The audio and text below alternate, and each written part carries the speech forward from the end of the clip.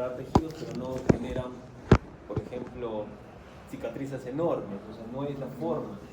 Pero sin embargo, las células tumorales sí, y en su daño o en el tema de buscar sobrevivir, puede ocurrir o pueden llevar a esta situación.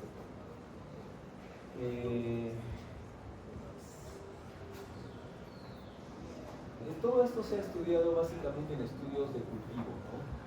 En estos cultivos celulares se ha visto que finalmente se ha descubierto que cómo es de que buscan estas células sobrevivir o estar en este estado replicativo ilimitado.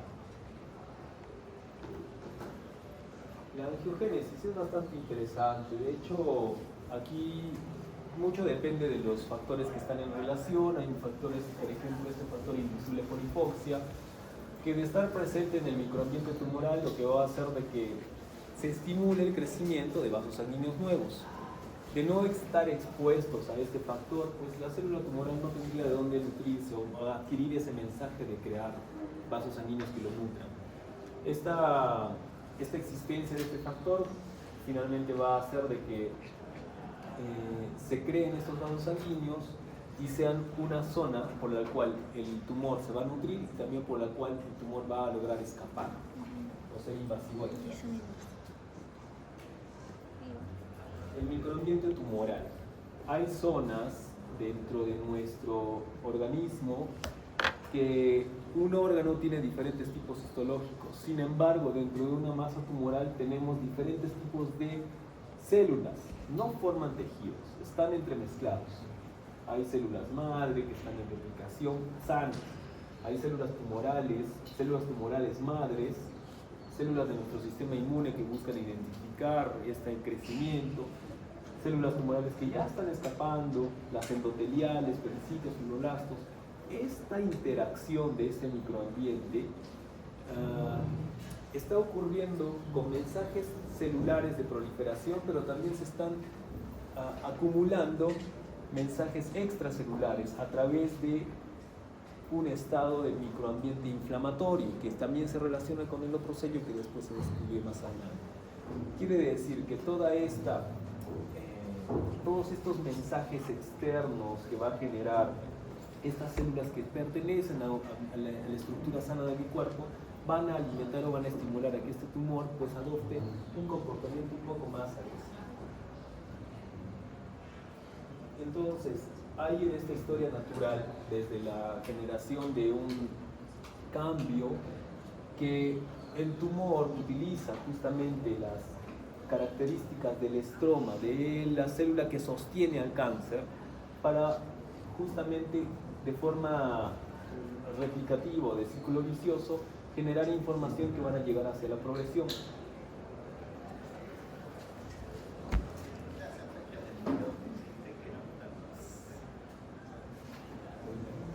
Inestabilidad y mutación del genoma.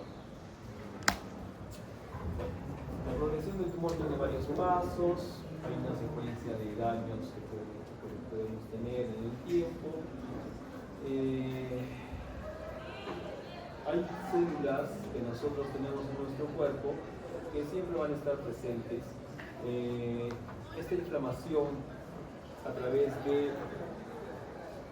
capacidades que tiene el estado inflamatorio van a suministrar moléculas que van a hacer un microambiente que van a incluir factores de proliferación, como factores de crecimiento que mantienen esa señal proliferativa, factores de supervivencia que limitan la muerte celular, factores que dentro de este microambiente generan que se generen vasos sanguíneos, o enzimas que van a modificar todo este estroma extracelular que van a facilitar o van a hacer de que se genere más angiogénesis. El estado inflamatorio como un tipo de conglomerado, un tipo de diferentes actores que están dentro de un mismo lugar. Y bueno, esto de acá es bastante interesante. Desregulación del metabolismo energético. ¿Qué quiere decir? En condiciones aeróbicas, las células normales procesan la glucosa en piruvato a través de la glucólisis del citosol y utilizando las mitocondrias. Y en condiciones anaeróbicas, Las células normales utilizan otra vía, la vía del lactato. ¿Qué hace la célula tumoral?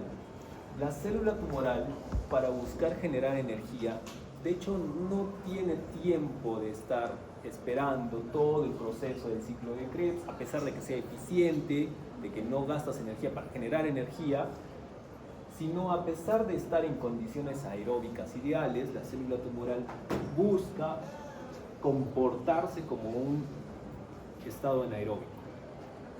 Pero no quiere decir que la célula tumoral solamente o en gran medida va a usar la generación de glucólisis anaeróbica, no, todo lo contrario. Esta contradicción hace de que le llamemos a este efecto el efecto de Warburg. Quiere decir, incluso en la presencia de oxígeno, la célula tumoral, a pesar de hacer glucólisis aeróbica como fuente general de energía, se comporta como la anaeróbica, pero tiene oxígeno, o sea, sigue siendo la célula tumoral generante de energía por el sistema de la glucólisis aeróbica. Entonces, ella escoge comportarse como, pero esto es un dato bastante confuso a veces. ¿Y para qué nos sirve? Como muchas cosas de estos sellos, tienen una aplicabilidad. Lo que viene aquí es un estudio de el escáner de PET scan. El PET scan es una tomografía especial. La tomografía como base, la tomografía forma imágenes como estas por radiación detectando cambios en la densidad. O sea, quiere decir, yo descubro que la radiación pasa por mi cuerpo. Si es que toca algo duro, se vela. Si es que toca algo blandito y aire, pasa y penetra. Como una simple de placa de rayos X, una tomografía en cada vuelta que da forma múltiples imágenes y la computadora me va a generar esta representación, donde yo de fondo blanco, de color blanco puedo ver estructuras sólidas, duras, y de tonos de grises, pues estructuras blandas. Y la grasa, pues se ve negra porque tiene baja densidad. ¿Por qué me es útil? Porque cuando yo estoy frente al paciente y estoy haciendo mi sospecha de hasta dónde va la enfermedad, utilizo estudios de imágenes, rayos X, ecografía, tomografía con contraste, pero finalmente estoy llegando hasta el punto de ver estructuras por cambios de la densidad, daño estructural o crecimiento. Pero yo cómo sé que esa lesión de un ganglio que mide como 5 centímetros está activo o es un simplemente ganglio reactivo. Una cosa es que tengo un ganglio lleno de células sanas de mi sistema de defensa, otra cosa es que ese ganglio tenga dentro un componente invasivo de metástasis. Entonces, es que después se desarrollan otros tipos de estudios de imágenes, como el PET scan. Y el PET scan no usa un contraste endovenoso de yodo, porque también es denso y que me va a dibujar los vasos sanguíneos, sino lo que usa es esto, un marcador de glucosa, la 18-fluorodesoxiglucosa, el FDG.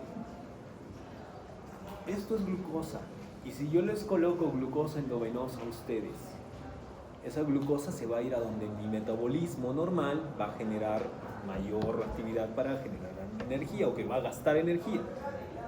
Pues ¿qué va a gastar en gran cantidad? Cerebro. Va a brillar un montón. ¿Qué otro órgano también hace metabolismo? Pues el hígado. Esos dos son mis referentes. Hay otras estructuras que también. Pero si es que yo les doy esta glucosa fluorizada y hay alguna lesión como estas que brillan más que el hígado, pues eso está bien sospechoso.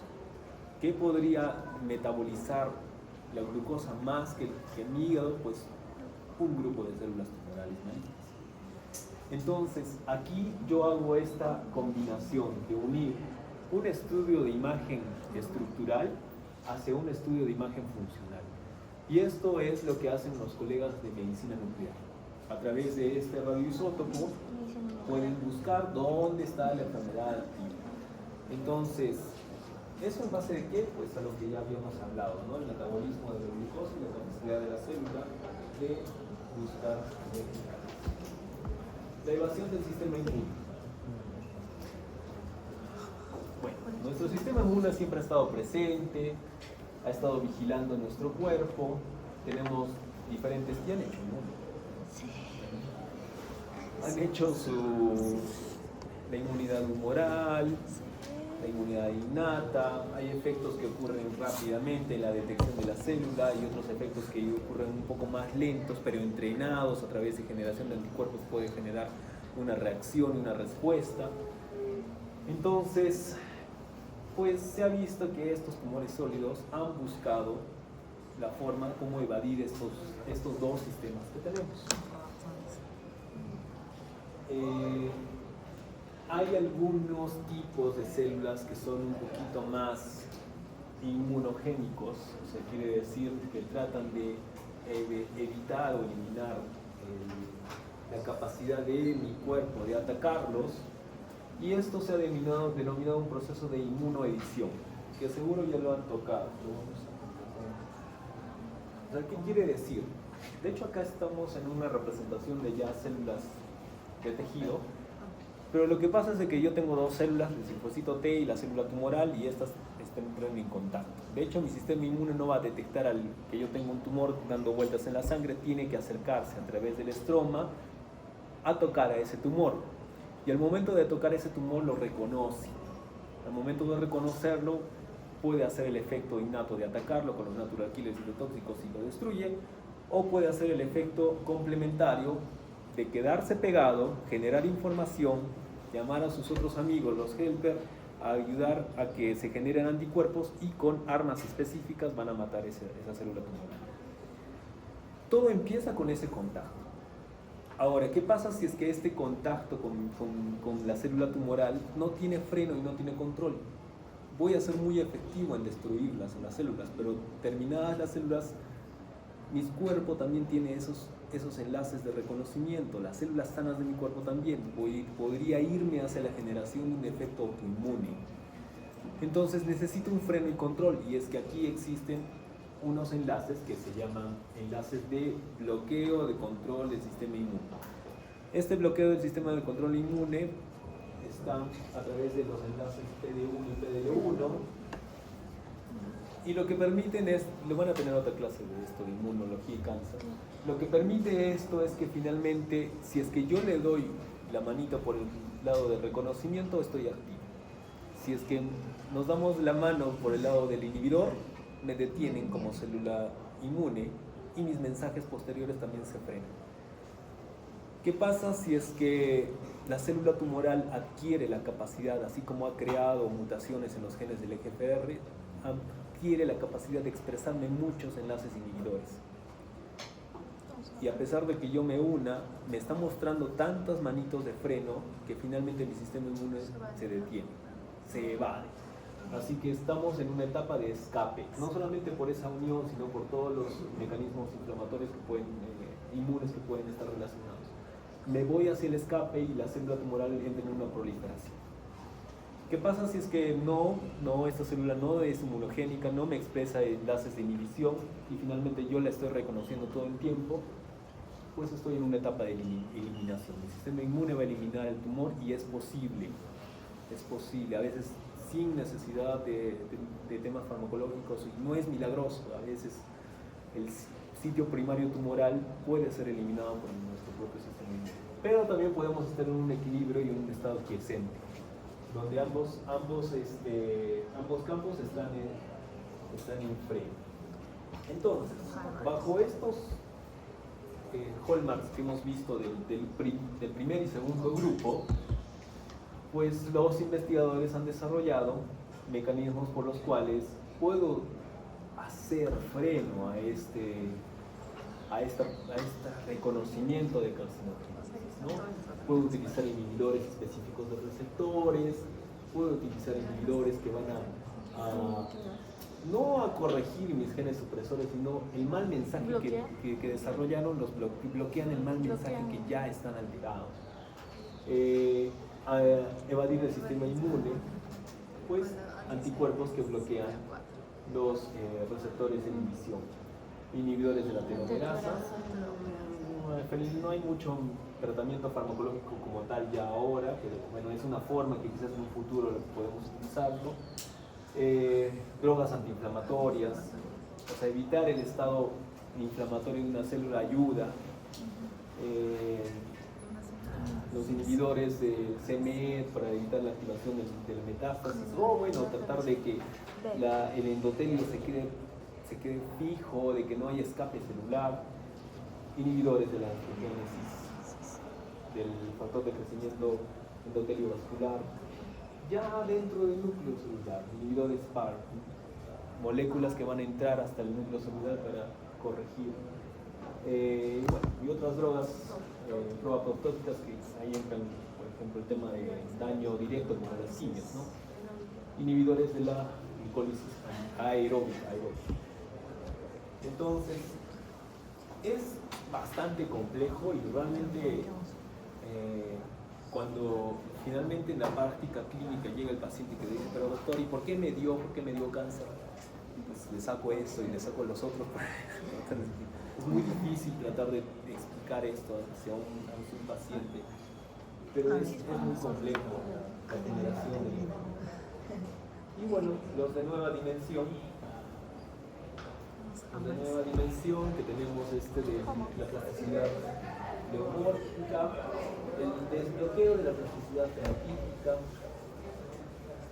¿Qué quiere decir? Durante la generación de los órganos, el desarrollo y la organización de las células, hay una diferenciación terminal, o sea, mis células inmaduras tienen que terminar en una madura. Pero si yo desbloqueo ese límite y hago de que en vez de ser célula epitelial ahora se convierte en una mesenquimotasa, entonces, aparte de que ya hice de que esta célula llegue a un estado maduro, en ese estado maduro se genera un cáncer, pero en ese estado de generación de cáncer epitelial, pues está desdiferenciado epitelialmente, pero puede saltarse hacia convertirse en otra cosa. Y de convertirse en una mesenquimatosa adopta las características del microambiente celular como hemos visto antes. Proliferación celular o bloqueo de los genes supresores, porque a pesar de mantener una línea, ya adoptó algo como para tratar de sobrevivir con mutación. Entonces, algunas otras dejan de culminar procesos, se quedan como inmaduras, por ejemplo en las leucemias. Entonces, eso se llama transdiferenciación, donde debería quedarme en una generación de un tipo de célula, voy a convertirme en otra de otro tipo diferente. Y esa plasticidad, bueno, permite que finalmente encamine hacia ese grupo de tejido, hacia una desdiferenciación interrumpida. Reprogramación epigenética no mutacional. No necesariamente cambios en cada ciclo celular, sino bueno, la adaptación o el gen que va cambiando a través de la exposición que pueda tener esta persona. Hay rasgos que podemos adoptar si es que vivimos aquí, si es que nos exponemos a tales factores de daño, la radiación, la alimentación, pues mi programación de genes puede cambiar. Esa reprogramación no es mutacional, pero sí podría estar involucrada en lo que es la plasticidad que tiene mi ADN para adoptar otras características. El microbioma polimórfico. Todos tenemos y convivimos con un microambiente de otros organismos, células, bacterias, protozoos pequeños, virus. Finalmente, el estado de estar compartiendo, que mi tejido esté compartiendo espacio con algún componente bacteriano, y las bacterias que también tienen su forma de crecer, generan inflamación y algunos factores directos, pues pueden promover de que hayan cambios. Por ejemplo, el microbioma que puede estar dentro de nuestro colon, no solamente para el tema oncológico. Algunas bacterias pueden promover de que generes mayor demencia. El tiempo prolongado en que el virus del papiloma esté en el cuello uterino genera por alteraciones en el microambiente, estados proinflamatorios constantes y persistentes y generan cáncer.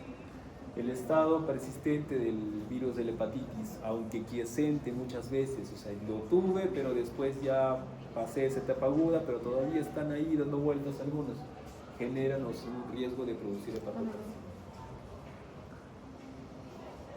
Son ecosistemas creados por las bacterias y los hongos también, y tienen un impacto no solamente en oncología, sino en otros tipos de enfermedades. Por ejemplo, el intestinal, como les estaba comentando.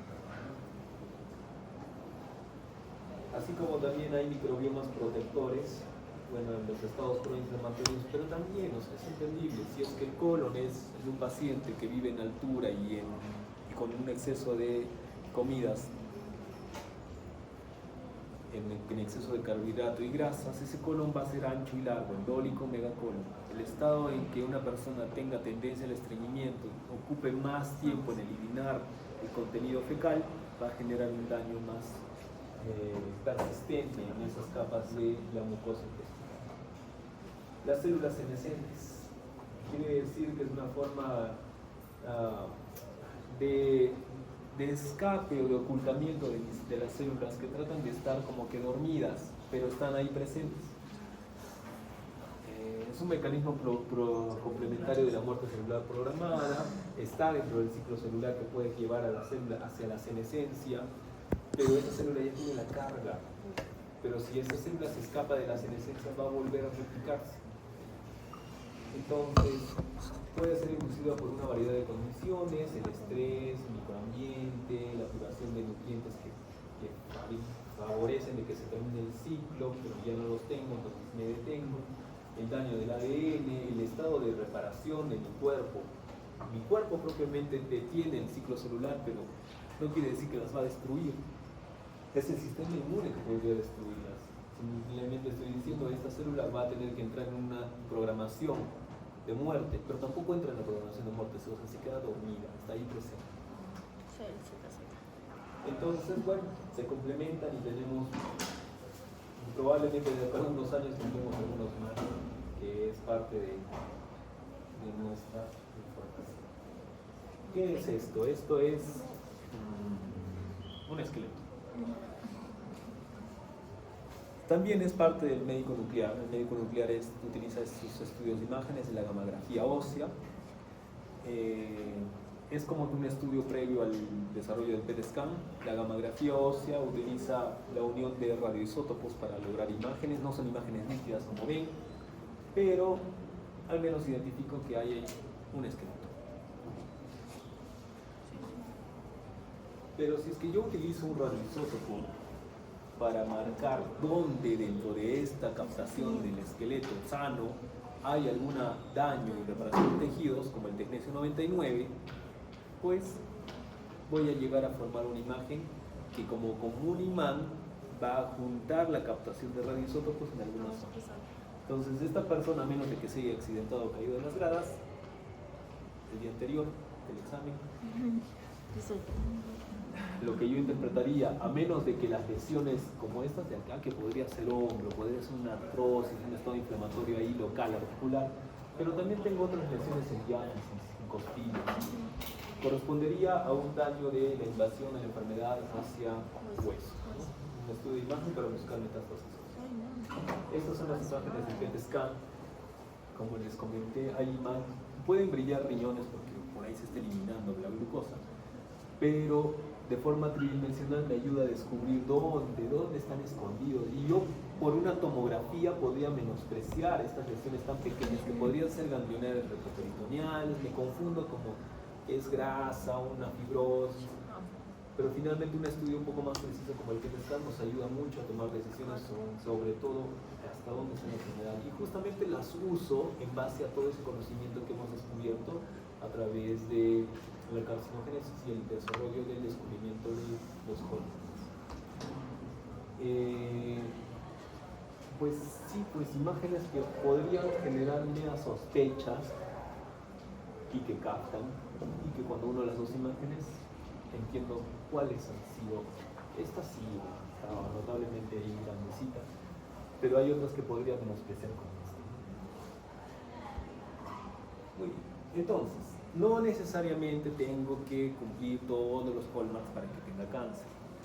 O sea, puedo tener algunos y algunos no pueden estar presentes en la célula tumoral y podría yo desarrollar diagnóstico. Como resumen de los dos primeros grupos, pues tenemos estas analogías, ¿no? Estas analogías de cómo podemos de forma simple explicar qué es lo que está pasando en esos hallmarks.